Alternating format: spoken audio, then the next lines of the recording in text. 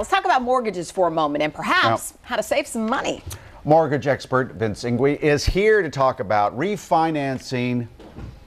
Well, let me set this up. Okay. I almost said with no closing costs, but you can't really get around closing costs, but you can kind of rework the figures a little bit. A lot of people don't refinance because I don't want to pay these closing costs. They can be thousands of dollars.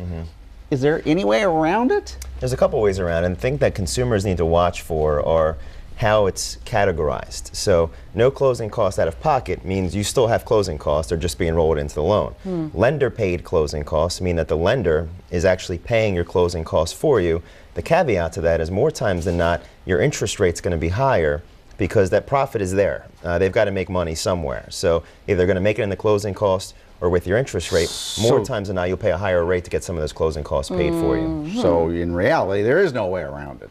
I mean, if you get it absorbed into your payments are going to be a little bit more every month, but you're still going to, over time, pay that closing cost. Sure. Like I said, whether it's in the interest rate or with the actual cost out of pocket, it is going to be paid. You know, and it just depends on the situation. Like I have a client right now, for example, who's at a 5.5%, and I was able to give him a 4.875, even though the best rate today is probably closer to 4.5%. Right.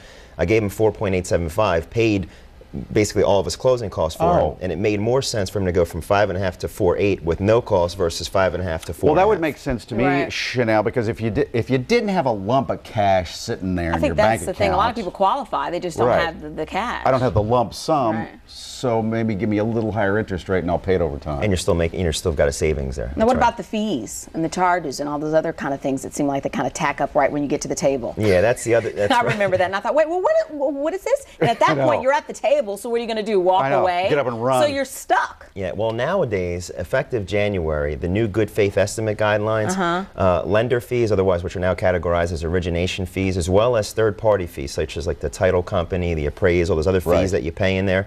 Lenders, when they disclose their initial good faith estimate, if there's anything more than a 10% tolerance on most of those fees, in other words, if they go any higher than 10% of what you originally disclosed, the lender at the closing table has to credit you back the difference now. So it's not as Wild West as it used to be.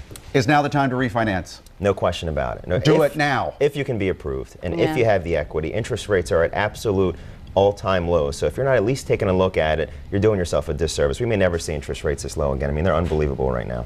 Come on, Chanel, buy a house this afternoon. I'll do it tomorrow. Okay. I'm talking to her about Good to see you, man. Are you? Absolutely. I knew it. He's going to get to her.